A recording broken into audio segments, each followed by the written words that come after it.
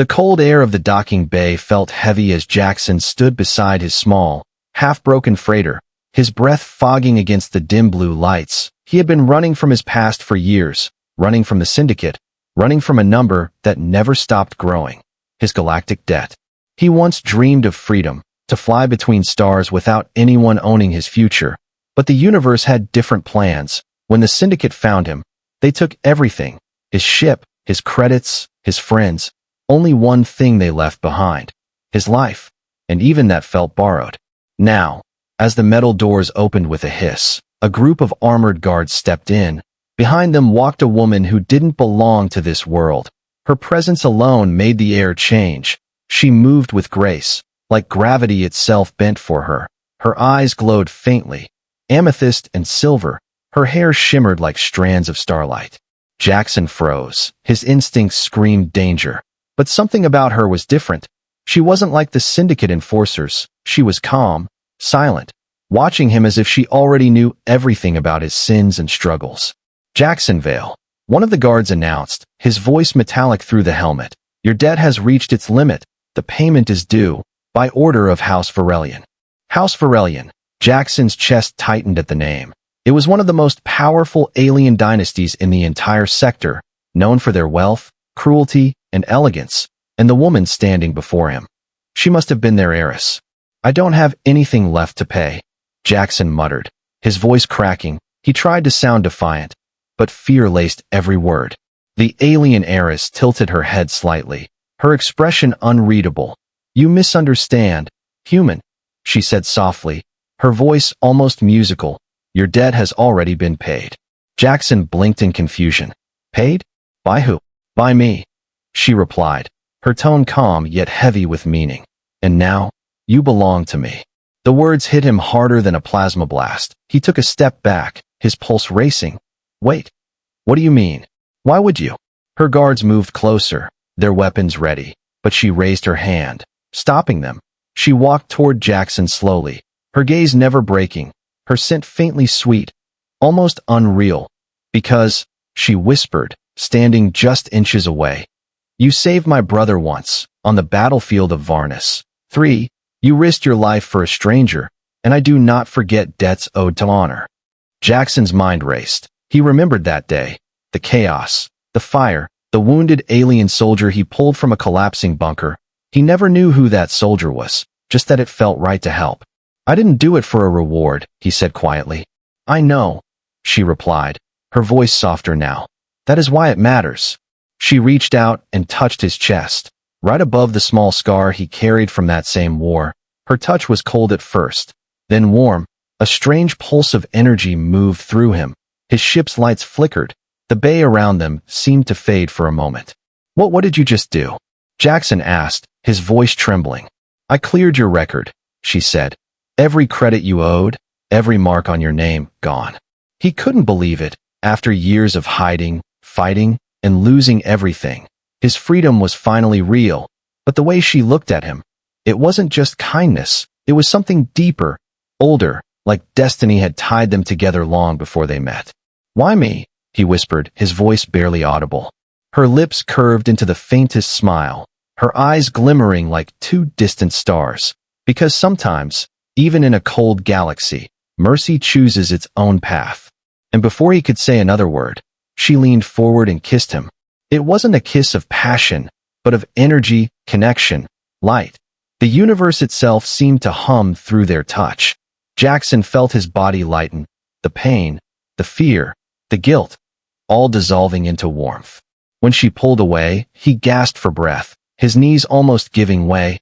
Her guards stood still, like statues, as if this moment was sacred. That, she said quietly, was the seal of my vow. You are free, Jacksonville. But freedom always comes with a price yet to be known. And with that, she turned away, her cloak swirling like nebulous smoke, leaving Jackson standing alone in the flickering bay, his heart racing faster than any engine he'd ever flown. He didn't know it yet, but that kiss had already changed everything. Jackson couldn't sleep that night. The kiss still burned in his memory like a light that refused to fade. Every time he closed his eyes, he saw her, the alien heiress with silver eyes and a voice that sounded like stars whispering, He didn't even know her name, yet she had erased a debt that chained his life for years. He stood by the viewport of his ship, staring into the endless sea of stars, free at last. But freedom now felt strange, heavy, like something was missing, or perhaps something was waiting. His ship's console flickered with a soft pulse, an incoming transmission. When he accepted it, a hologram shimmered before him. The same woman, now standing in front of a tall crystal throne surrounded by alien light. "Jacksonville," she said gently. "I trust your heart still beats, and your freedom feels real." He nodded slowly, unsure what to say. "You still didn't tell me your name." Her lips curved slightly. "Lyris Varelian," she said. "Heiress of the house that owns half the Orion sectors, and guardian of debts both mortal and divine." "That's comforting," Jackson muttered with a nervous laugh. She tilted her head, her expression unreadable. "Do not mistake my kindness for weakness, Jacksonville. The universe runs on balance, and even gifts carry echoes of their cost." He frowned. "You mean there's a catch?" "There is always a catch," she said, the glow of her throne reflecting in her eyes. "I freed you from your chains, but in doing so, I marked you. The Syndicate will not forget, and others will come. Those who wish to control what they cannot understand." Before he could respond, the hologram flickered. An explosion rocked his ship. Red alarms screamed through the cabin. Jackson stumbled, hitting the controls. "Who the hell?" Lyris's voice cut through the noise, sharp and calm. "They found you. Stay alive. I am coming." The transmission ended, and Jackson's freighter shook again. He ran to the gun controls, scanning the radar. 3 Syndicate drones closing in fast, sleek black ships with crimson markings, bounty hunters. He cursed under his breath. So much for freedom. The first drone fired, blue plasma streaking past his hull. He dodged, the ship creaking as it turned, his fingers flying across the console, returning fire. The blast hit one drone's wing, sending it spinning into debris. The second came from above, firing relentlessly, alarms flashing red, smoke rising from his control panels. Then, through the chaos, the stars in front of him seemed to bend, light twisting like ripples on water, a portal opening, massive and glowing violet. From it emerged a ship unlike anything he'd ever seen. Smooth silver armor, wings shaped like blades of light, glowing alien symbols across its hull. And at its center, Lyris, standing on the bridge, her form projected across his cockpit. "Jacksonville, lower your shields. I will handle this." Before he could answer, her ship's weapons charged.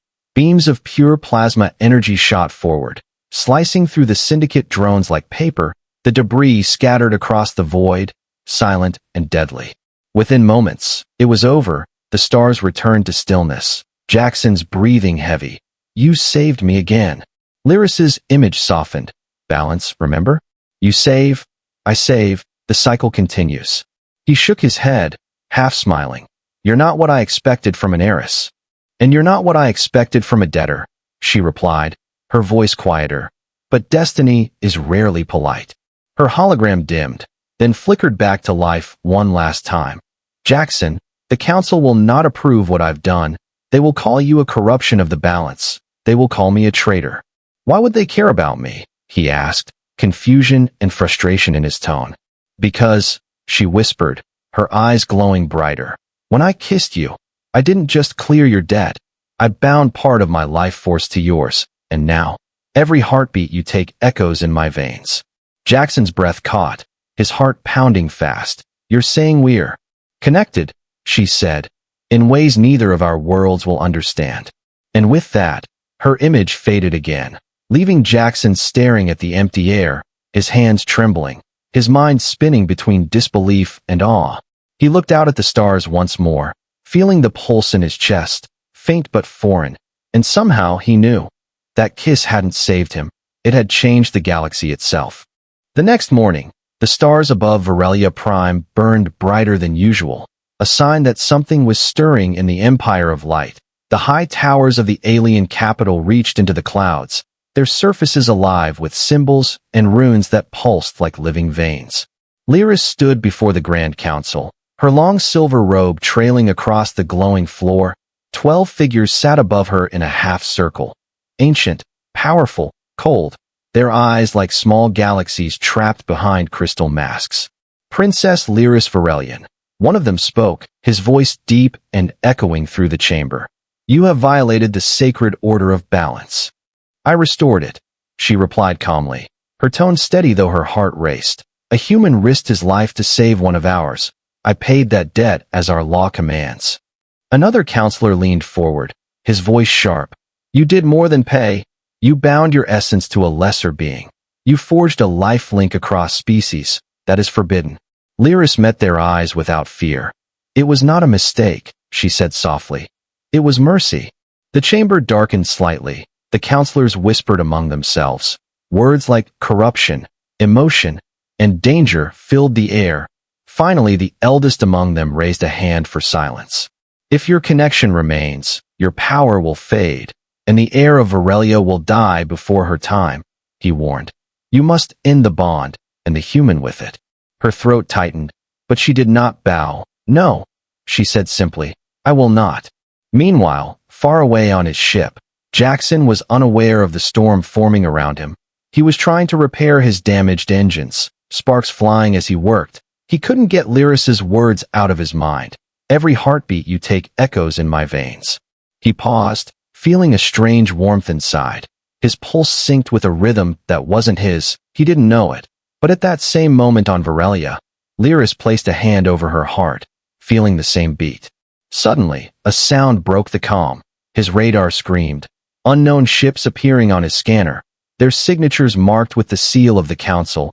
He cursed under his breath. They found me again. He jumped into the pilot's seat, trying to power up, but the comms came alive before he could escape. A cold voice spoke. Human Jacksonville, by decree of the Grand Council, you are ordered to surrender yourself. Jackson laughed bitterly.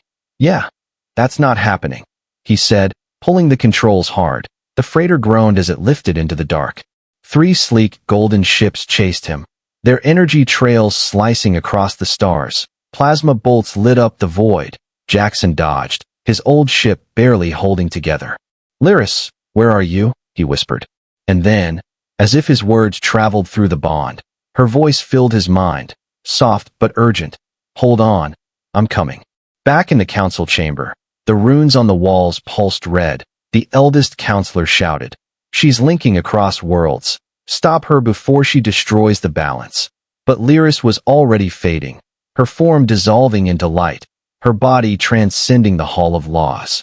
She appeared beside Jackson's ship in a burst of violet energy, her own vessel shimmering through the clouds of debris, her voice filled with power. Jackson, disengage your weapons, I'll handle them.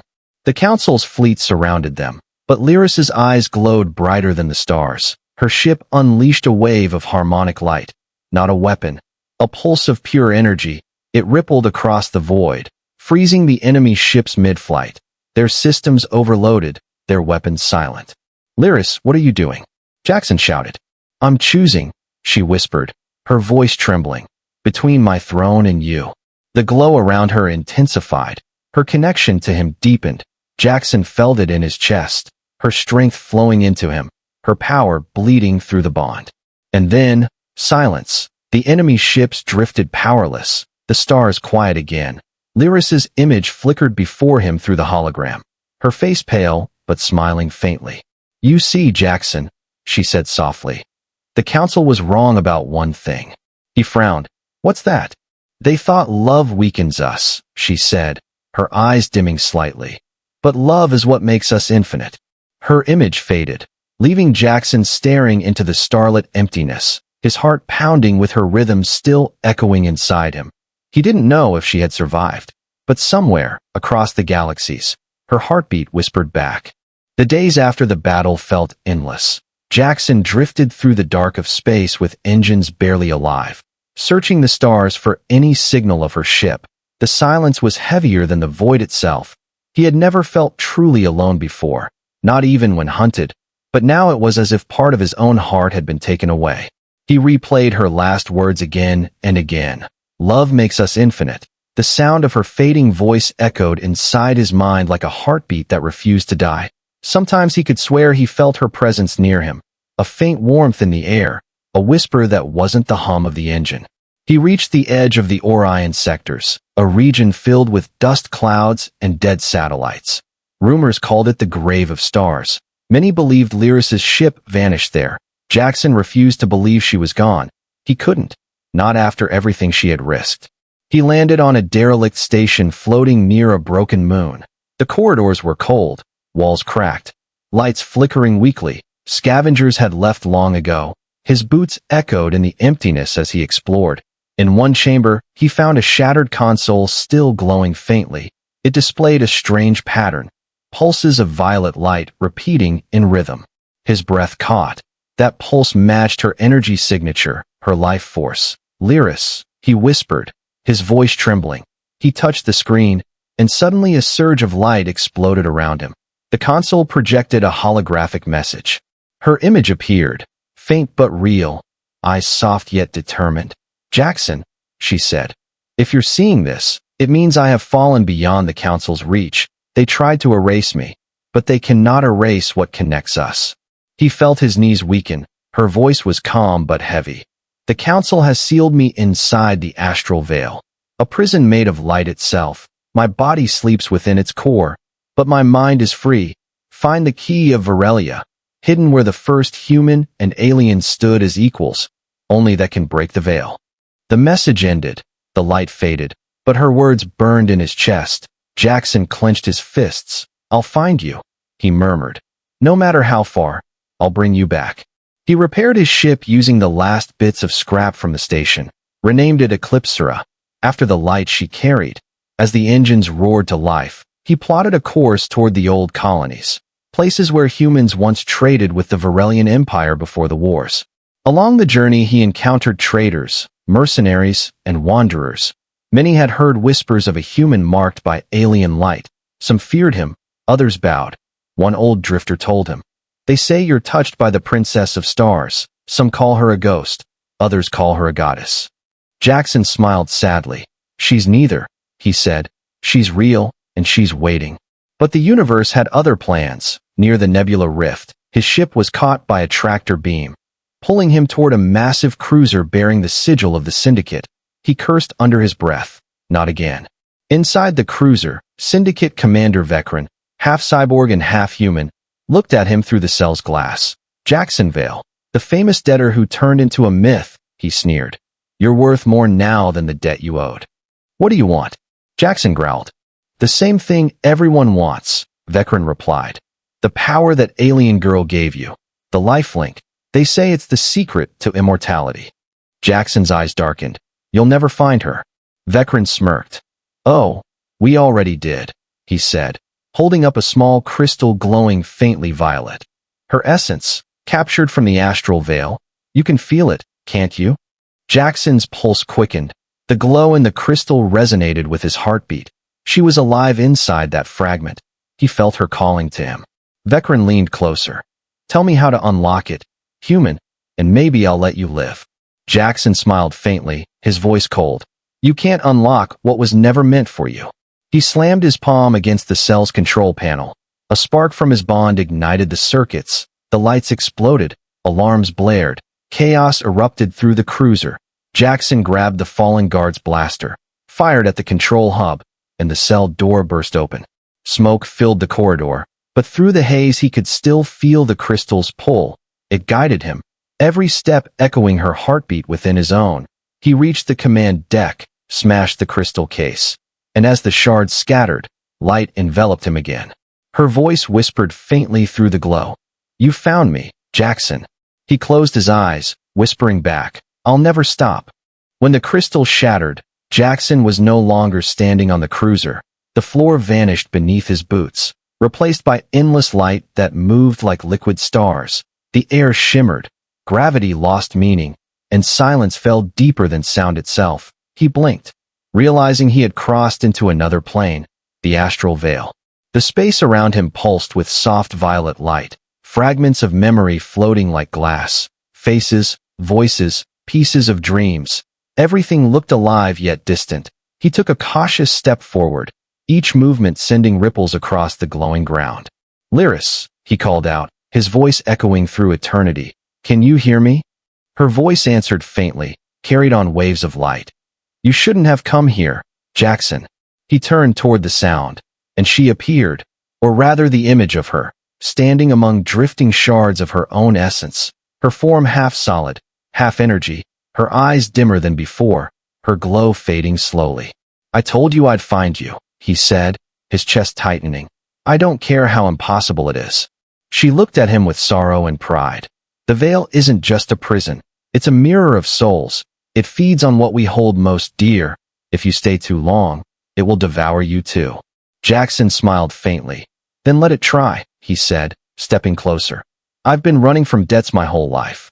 Maybe it's time I pay one back. The light around them flickered, waves of energy rising like a storm. The veil began to react to his presence, forming shapes, memories, illusions. His past unfolded before him. Images of the war, of people he lost, his failures, his guilt. They surrounded him like ghosts whispering blame. You can't save me by breaking yourself, Lyris cried, reaching out. You have to let go of the pain, or it will use it against you. But Jackson kept walking, the memories clawing at him. He saw his old commander, his fallen comrades, the syndicate officer who once beat him half to death for missing payment. Each vision tried to drag him down. He closed his eyes, took a deep breath, and whispered, I'm done being owned by the past. A burst of light erupted from his chest. His bond with Lyris flaring like a heartbeat turned into flame. The illusions shattered, and the veil screamed in anger, its colors turning dark, red lightning coursing through the sky. Lyris's eyes widened. You're breaking the laws of this place. Then maybe it's time the laws changed, Jackson said, his voice firm. You said the veil feeds on what's inside us, right? Then let it choke on love instead. He reached her, grabbed her hands, and the connection between them reignited. Waves of light exploded outward, merging their energies. The veil fought back, chains of glowing energy wrapping around them, trying to pull her away. Lyris gasped, her form flickering. Jackson, stop. If you merge with me, you'll lose your body, your mind, everything. I already lost everything, he said softly, his eyes glowing with her same light. Except you. The storm around them grew louder, the veil trembling as if afraid. Cracks formed across the horizon, revealing glimpses of real space beyond. Lyris felt his strength pouring into her, her fragmented essence rebuilding, her body solidifying again, but with every pulse, Jackson's form faded more, his voice becoming fainter. Don't you dare leave me again, she cried, tears of light running down her cheeks. He smiled weakly.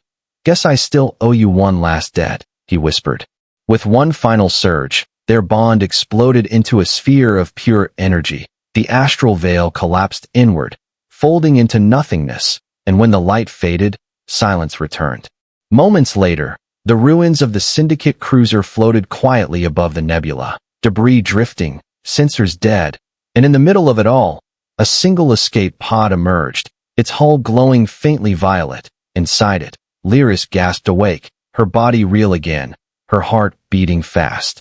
But the seat beside her was empty. She pressed her hand to her chest, feeling his heartbeat still echoing there, faint but alive. You're still out there, she whispered. I can feel you.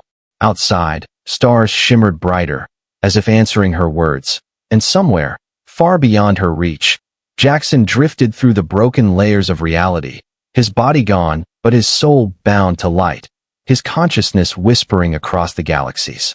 I'm not done yet, his voice echoed faintly through the void. I'll find my way back. Drifting in the ruins of the astral veil, Jackson no longer felt his body, only warmth, soundless and endless. He thought he had died, but death had never felt like this.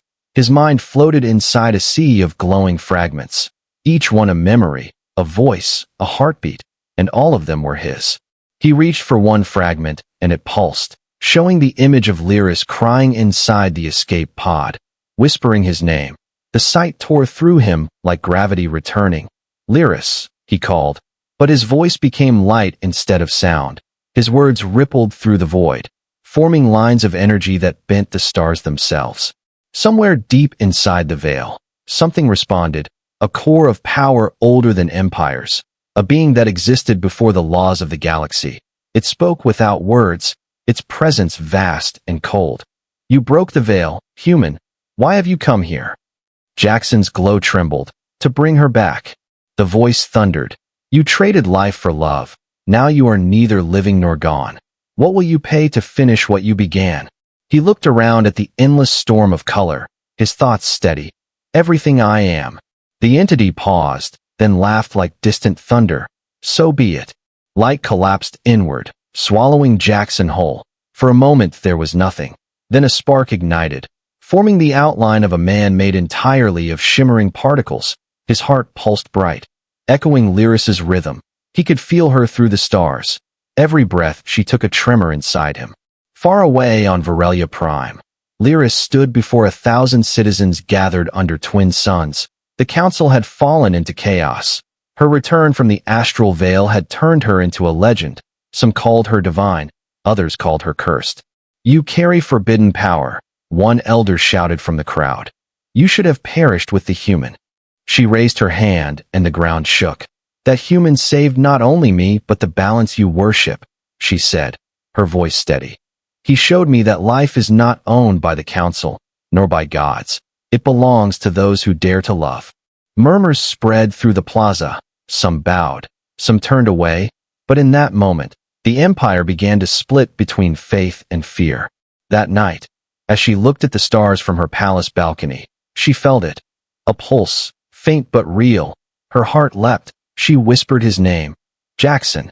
Across the void, his new form awakened fully, energy flowing like blood. He could sense her too, the link between them alive again, but now different, stronger, unbound by distance. He drifted toward the physical universe, his body made of light weaving through rifts of space. Every movement bending gravity. Nearby ships detected an anomaly. A human-shaped energy field, moving faster than any engine. Lyris's communicator flashed with static. Then a familiar voice whispered through, weak but smiling. Told you I'd find my way back. Tears filled her eyes. Where are you? Everywhere, he said softly. But I'm learning how to be one thing again. The council detected the signal too. Alarms rang across the capital. Contain it, their generals shouted. The human has become a weapon. Fleets launched into orbit, searching for the source. Jackson sensed their approach. His light flickered, his new body still unstable. Each second cost him fragments of himself, yet he didn't stop. Almost there, he whispered. As Lyris watched the sky, a streak of pure white fire descended through the clouds, energy radiating across the horizon. Her guards ran in fear, but she stood still, arms open. The light crashed before her, the ground shaking, and from the brilliance stepped Jackson. Not flesh, not metal, but something in between, his face human yet glowing, his eyes the same silver as hers. For a heartbeat, neither spoke. The world held its breath. Then she smiled through her tears. You came back. He reached out, his voice a whisper and a storm. I promised. The touch between them reignited the bond, light spreading outward, melting the weapons of the soldiers, silencing the sirens. The twin suns flared as if bowing to their union. In that moment, the Empire saw something no power could command, a love that rewrote physics itself. But the Council's shadow still lingered beyond the stars, and as the glow faded, Jackson turned his eyes toward the sky, his voice low. They won't stop, not until the veil's secret dies with us. Lyris nodded, her expression fierce. Then we'll show them what love truly costs. The suns of Varelia burned red that morning, their light dimmed by the shadow of countless ships gathering in the sky. The Galactic Council had unleashed their fleet, silver dreadnoughts and black cruisers covering the horizon like a storm of judgment. The people of Varelia watched in fear as the sky itself seemed to close. Lyris stood on the palace balcony, her silver armor reflecting the twin lights. Behind her stood her loyal guards, silent and ready, but her gaze was fixed on one man, Jackson, the man who had returned from death itself, now standing beside her, glowing faintly with energy that pulsed in rhythm with her heart. They're coming, she whispered. The council won't stop until they erase everything we are. Jackson smiled softly, his eyes bright. Then we give them something they can't erase. He reached out, took her hand, and for a moment the world slowed. Their connection deepened. The same bond that had once saved them now flared like a star about to be born. Light flowed between them, brighter and warmer than the suns themselves. The council's fleet descended, their command ship opening a channel. The Grand Elder's voice boomed across the sky. "Surrender the human abomination and the traitor heiress, or we will cleanse this world." Lyris raised her voice, carried through every speaker, every screen. "You call love corruption, you call mercy rebellion, but I call it evolution." Her words rippled through the air, reaching soldiers, civilians, and even the council's ranks. Some hesitated, some lowered their weapons, but the Grand Elder growled, "Then you will burn together." The first barrage hit, beams of energy falling like meteors. Jackson reacted instantly, raising his hand. The blast froze midair, energy bending around him like water. The light of destruction turned into streams of brilliance, wrapping around them harmlessly. Lyris stepped forward, her eyes glowing fierce and wild. "You see, Elder, even your weapons obey the law of balance, and love is balance." Jackson's power began to surge, his body half transparent, half human. The ground cracked beneath him. "Lyris," he said quietly, "if this goes wrong, you run." She shook her head, tears shining in her eyes. "If you fall, I fall. That's the promise." Their joined energy formed a sphere of light that expanded outward, growing larger, touching clouds, turning plasma fire into gentle waves of color. The fleet above began to shake, systems overloading, pilots screaming as their weapons melted into light. The council panicked. "Contain it. Stop them before the resonance reaches the core." But it was too late. The pulse spread, faster than any weapon, not destroying, but transforming. On every world linked to the council's network, people felt a strange warmth in their hearts. Memories of loss replaced by peace, hatred dissolving like dust and rain.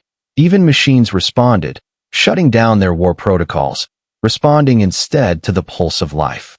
Lyris could barely stand, her strength fading, but Jackson held her close, his voice calm even as his form began to blur.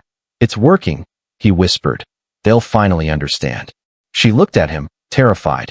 "But you're fading again." He smiled faintly. "I'm not fading, just becoming what I was meant to be."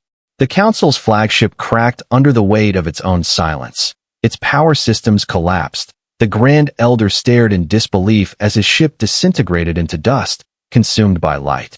On the planet below, the people knelt as the twin suns merged for a single heartbeat, forming one enormous sphere of white fire. And in its center stood two silhouettes, human and alien, their bodies merging into one radiant figure. The light faded slowly, the sky cleared, and peace settled across the galaxy for the first time in generations. The war had ended without destruction, without surrender, only understanding. Weeks later, legends began to spread. Some said the heiress and the human became guardians of the stars. Others claimed they turned into pure energy, guiding lost travelers through the dark. The council never returned, and the name Varelia became a symbol of hope. And somewhere beyond time, two voices whispered through the stars, soft and eternal. "I cleared your debt," she said playfully, her laughter like the echo of galaxies. "And I paid it with forever," he replied, his tone full of warmth and love. The universe kept expanding, filled with new life, new hope, and new stories. But the legend of the human and the alien heiress, the kiss that changed everything, lived on, carried in every pulse of light that crossed the endless sky.